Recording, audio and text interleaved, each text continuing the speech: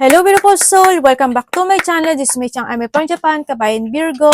This reading is for you. Tingnan natin na iyong December 14 to 2025. Maraming salamat muna sa mga subscriber, new subscriber, cross-watcher, at sa mga bagong pasok dyan. Welcome na welcome kayo sa bahay ni Ate Ai May. Salamat din sa naktaba ng puso niyo mga comments. At sa mga nagpa-personal reading, marami pong salamat. Kung gusto mo na energy lang talaga, energy mo lang talaga. Ang gusto mo makuha natin, all the details is in description below. General reading tayo, Virgo. Kunin mo lang ang sayo at itapon ang hindi naman sayo. Maaring vice versa, energy mo, energy ng person mo, energy ng malapit sa puso mo, nangyayari, or mangyayari pa lang. Use your own intuition, lawakan niyo ang inyong isipan, ano man ang gender mo, ano man ang edad mo, wala sa baraha ang kapalaran ng tao, nasa sayo pa rin ito. Kayo pa rin makapagpapabago nito. Gawin yung guide, ang mga warning sign, hindi yun negative, it's a warning para magkaroon kayo ng positivity. Kung gusto nyo na positive lang ang marinig, hindi itong channel na ito ang para sa inyo. Tingnan natin ha. Okay, nandito ko sa hindi ko alam kung nagmamadali ba ako. Ano? Hello ate, may lakad ka ba? Sabi ganun. Kasi minsan, iba-iba. Ate, ang bagal mo naman. Ate, ang bilis mo naman. Ano ba talaga? Hello, pakisetting na lang po dyan sa taas. No? Dyan sa taas. Para-paraan din kapag may time. No? Kaysa magdadadakdak kayo. No? Okay.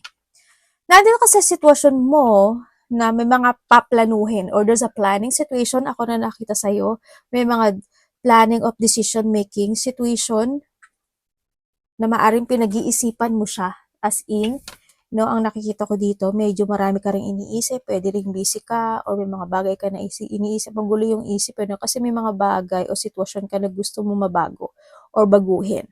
May mga hinihiling ka o ninanais na nasa sa loob pa lang ito.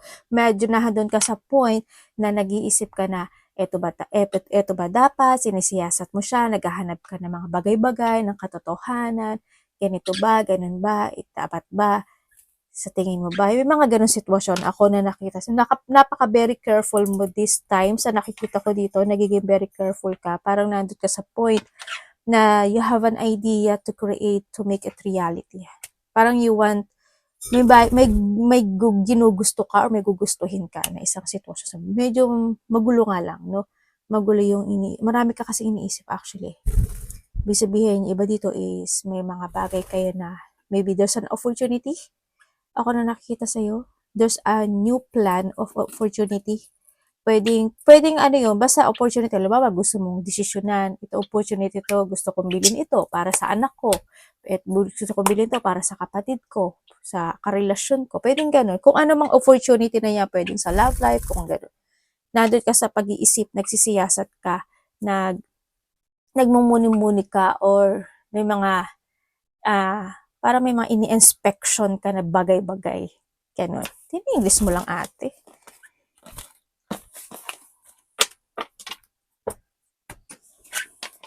Meron kang 12, 8, 23, 28, 16.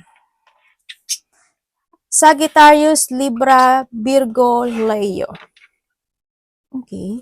There's a feeling emotion this week. Ang nakita ko, may mga pagkalito, may mga bagay na pwede kang malito. Medyo may i-delay ka siguro no, sa iba sa inyo.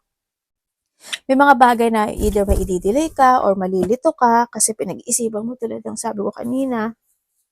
Nandiyan dito yung sitwasyon na may mga walang katiyakan na sitwasyon, may mga bagay din na nag-aalala ka, or may mga doubt situation, or there's a worrying situation ako na nakikita sa'yo.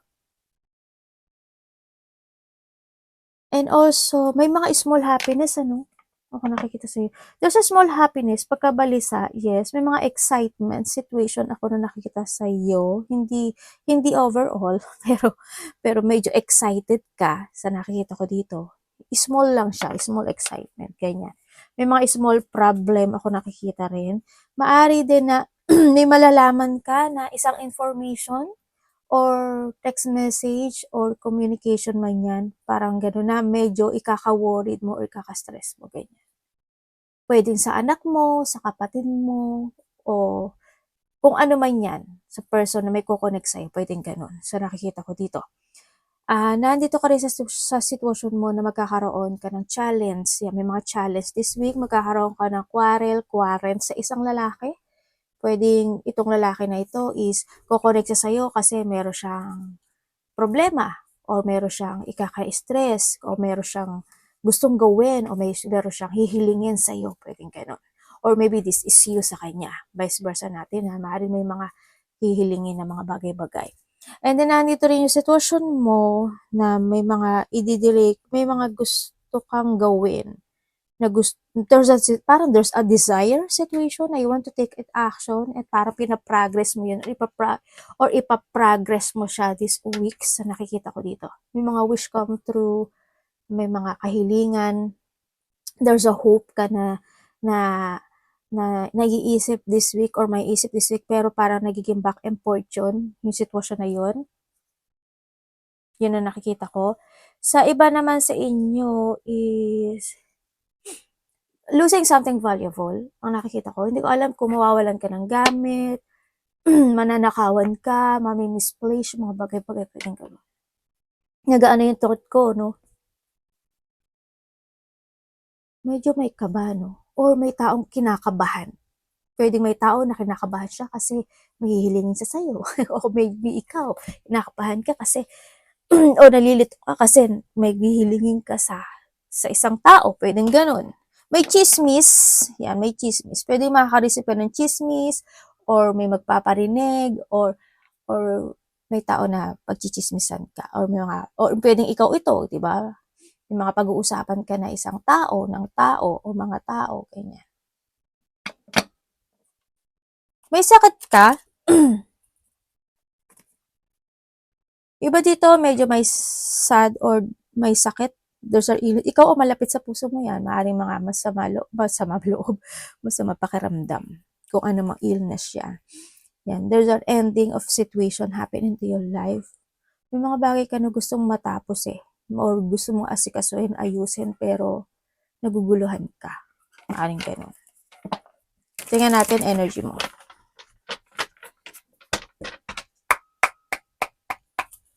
Parang may kinai-inspired ka this week. May ikaka-inspired ka this week.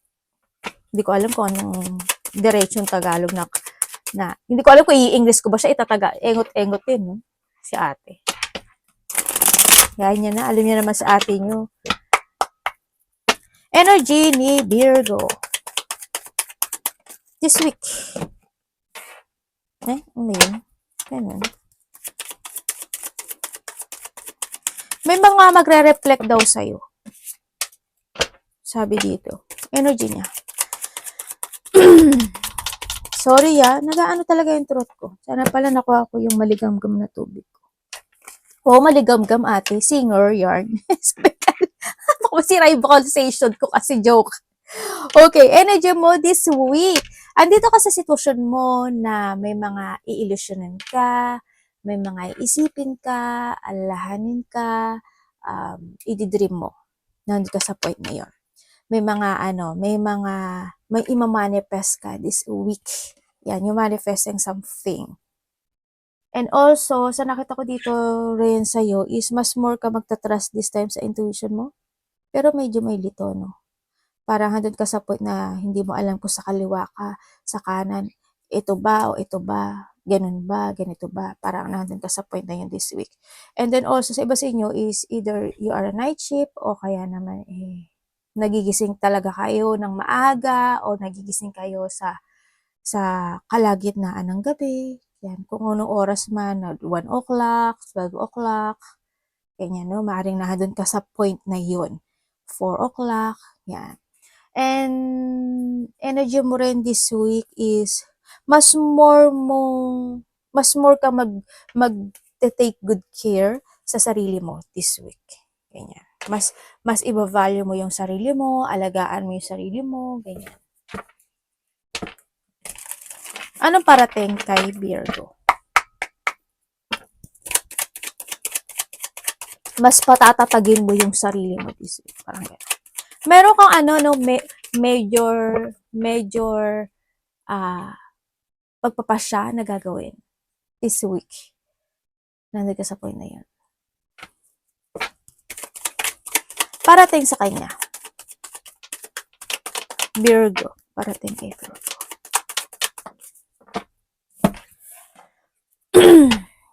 Ano ako naliligo? Naliligo siya. Okay. Parating sa'yo. Okay.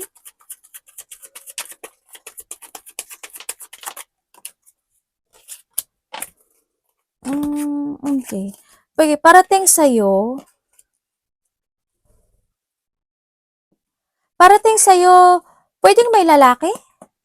May lalaki magtatampo sa'yo. Or pwedeng ikaw ito. Siguro tampo, ganyan. O magkikimkim siya ng nararamdaman niya pero nagtatampo siya. Pwedeng ganun. Sa iba naman sa inyo, either lalaki man siya o babae, may magtatampo. May pagtatampo. Pwedeng ikaw or siya ito sa'yo. Hala, baka basa. And then also, sa iba naman sa inyo, parating sa'yo is may taong moody no? May taong moody. Magiging moody or maybe this is you. May taong magiging moody. Tapos may tao, pwedeng when it comes to a moody kasi minsan, on and off yung action niya, pwedeng ganun. Kausapin ko ba si Virgo o wag na lang? Kausapin ko ba si Virgo, wag na lang. Pwedeng ganun. Or maybe this is you, ganyan. Kumbaga nasa mood ka. Pagka nasa mood ka, tsaka ka lang sasagot. Alam mo yun? Kapag nasa mood ka, tsaka ka lang magbibigay ng opinion. Mga ganun sitwasyon. O sa parating sa'yo, makakaramdam ka raw ng pagod. Yeah, may mga bagay na mapapagod ka. Iba dito is meron kayong mga lalakarin or iisipin na lakarin or iisipin puro pag-iisipin, no? Iisipin na gusto mong gawin. Ganyan. Parating din sa'yo, parang meron kang, tawag dito? Aalamin na isang sitwasyon sa buhay. Pwedeng ganun. Meron kang maghahanap ka ng clarity. Pwedeng ganun. May mga bagay o sitwasyon ka nahanapan mo ng clarity. Tama ba ito? Dapat ba ito? Parang nandun ka sa point. Yan, may mga bagay ka na maaaring i-correct or a-actionan this week. Pero hindi mo pa siya nagagawa. Parang nandun pa lang sa point na you want to see the fact, yung sitwasyon na yun. Yun. Para maghahanap ka ng katotohanan or aalam mo talaga siya. Yun na. And also, sa iba sa inyo is may tao, babae man siya o lalaki, na in a distance, pwedeng may kakausap sa'yo. Pwedeng nasa probinsya, nasa kalapit baryo, o nasa ibang bansa. Or pwedeng ikaw ito sa kanya. O kaya may distansya kayo nitong taon. Parating sa'yo kasi may tao magiging medyo dramatic situation or exage, ganyan. Sana hindi ikaw yun. Sa iba sa inyo, mag-i-imagine daw kayo eh. Mag-ingat ka ha, kasi dito sa sitwasyon may tao na hindi magiging totoo. Ibig sabihin, di ba? Sa iba dito, lovers to. O kaya, basta malapit sa'yo. O siya, mapangling lang, o hindi makatotohanan. Ganyan. Mapagpanggap. Ganyan. May tao magiging mapagpanggap. Or ikaw magpagpanggap ka. Halimbawa, sabi mo, okay ka, pero you're not okay. O kaya, halimbawa, hindi ka galit, pero galit ka. Yung mga ganun. Or pwede someone. Someone also is narcissist, no? Ano ang dapat iwasan ni Virgo this week?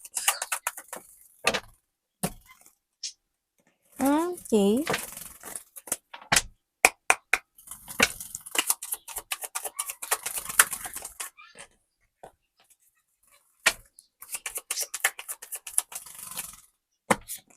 Okay, dapat mong iwasan this week. Siguro iwasan mo yung yung ma-imbalance ka. Ganyan. Iwasan mo rin na mag-focus to your sarili, to frustrate.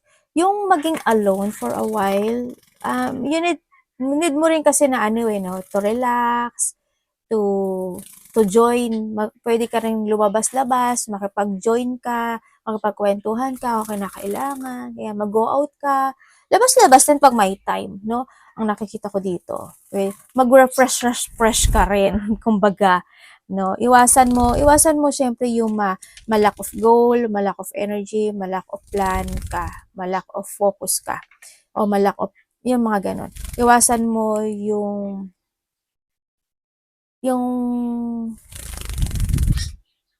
yung mga tao na ano na manggagamit, ganyan, yung mga pag nandiyan ka lang, tsaka ka lang nila kailangan, or pwedeng ikaw rin ito, yung mga taong magagamit, kung gagamitin ka.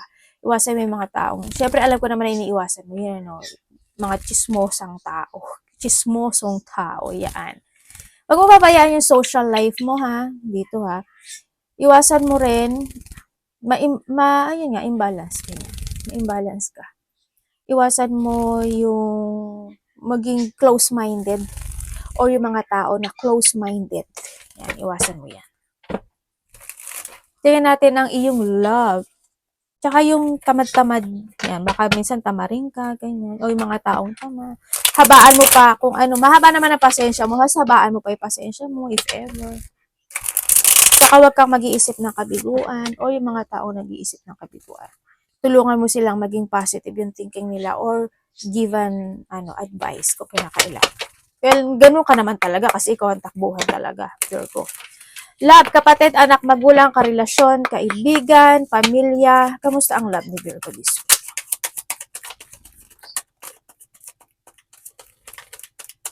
Ano ba yun?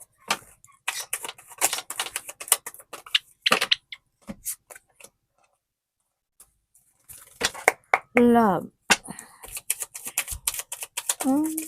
Ganun. Hala.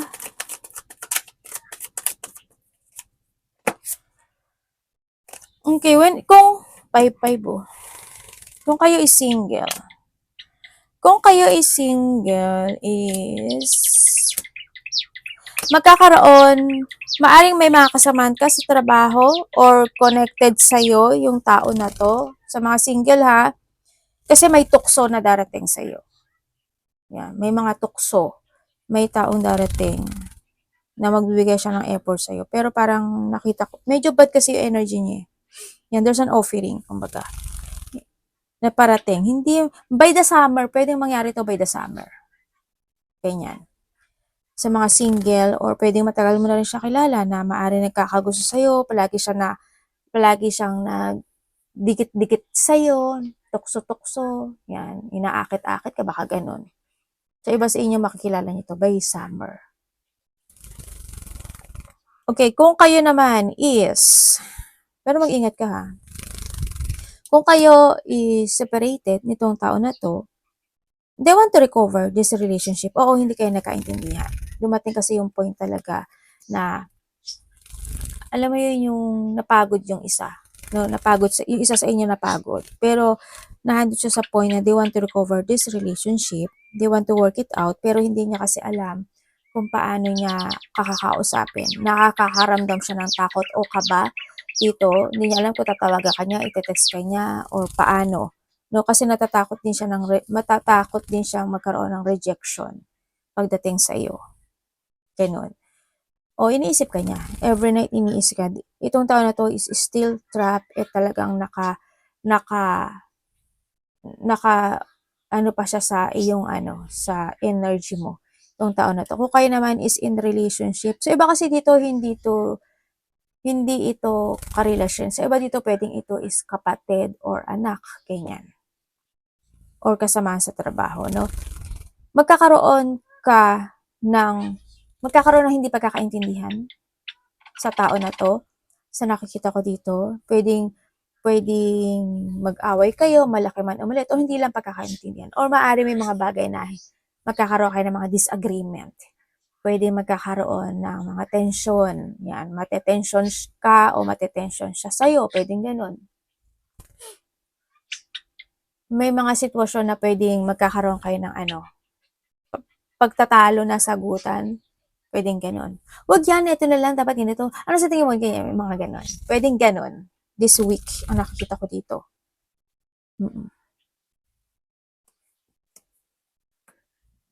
May mga bagay din na kasi nandun ka sa point na may mga bagay ka na iisipin na you want to recover from this situation, ganyan. Or may mga i-recover ka. May mga bagay ka na pag-iisipan. Halimbawa, iisipin mo yung sinabi niya or siya, iisipin niya yung sinabi mo. Yun. Ang nakikita ko dito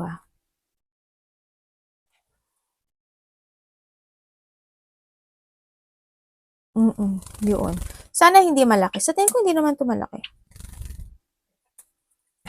Tingnan natin ang iyong money. Ngayon, naniyad no money ni Virgo. Pag hindi lang siguro yung pagkakaunawaan.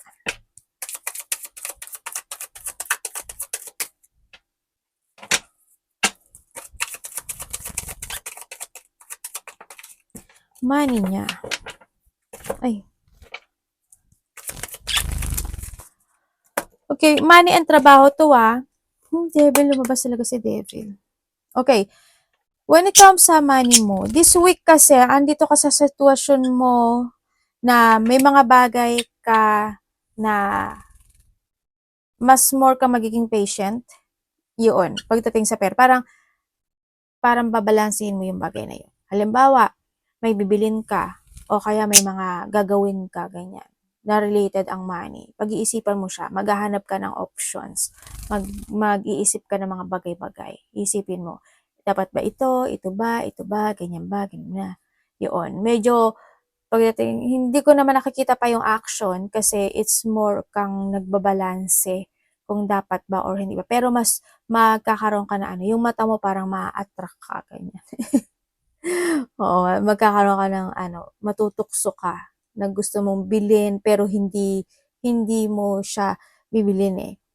Parang nandun ka sa point na pag-iisipan mo siya. Yun na nakita ko sa pera mo. Dito. So, iba dito may blockage kayo. Pagdating sa pera. Magiging matuksuhin ka this week. Or this December. Kasi December talaga. Tingnan natin ang advice.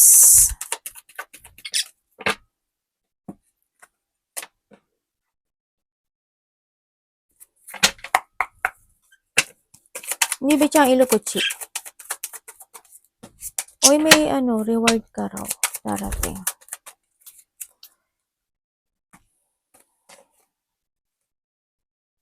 Ay, may naghihintay na nakausapin ka. O naghihintay siya nakakausapin kanya or kakausapin mo siya. Parang gano'n. Lalaki. Yun ang nakita ko. Related sa pera. Sa iba naman sa inyo, when it comes to advice, nandito ka sa sitwasyon mo na magkakaroon ka daw ng decision making. Yeah, may mga bagay ka daw na didesisyonan. May mga bagay ka daw na paplanuhin. Doon. Okay, when it comes to advice. When it comes to advice, you need mo daw na gamitin yung head mo. Alam ko naman na palaging ganun ka. You need to use your head when making decision making. May mga bagay na need to progress, take it action, moving forward sa mga plano mo. Kung may mga bagay doon na you need to explore din kasi ibig sabihin din, minsan labas-labas ka. Tulad ng sabi ko kanina, di ba? Mag-relax ka. Mag-go out ka rin paminsan-minsan. No? Make a plan and go out. Be active. Yun. So, iba sa inyo magiging active kayo ngayon. May mga new exciting plan kasi ako nakikita sa inyo. Para you're doing your passion or magja-jump ka sa passion mo this time. So, nakikita ko dito. And then, may paglabas o pagplano. Yun. And then also, be adventurous din ang sabi dito. And then, be prepared. Maaari na ka sa point, may mga piniprepare ka. No? May mga pinaghahandaan ka ata this time. Yun ang sabi sa iyo. Be devoted sa sarili mo. Kung sa health mo yan, it's good. Kung sa mga plano mo, it's good. Sa mga decision making mo, it's good. Be devoted sa mga bagay na you want to success, sa mga bagay na paplanuhin mo. Yun ang sabi. Arigato naman, God bless.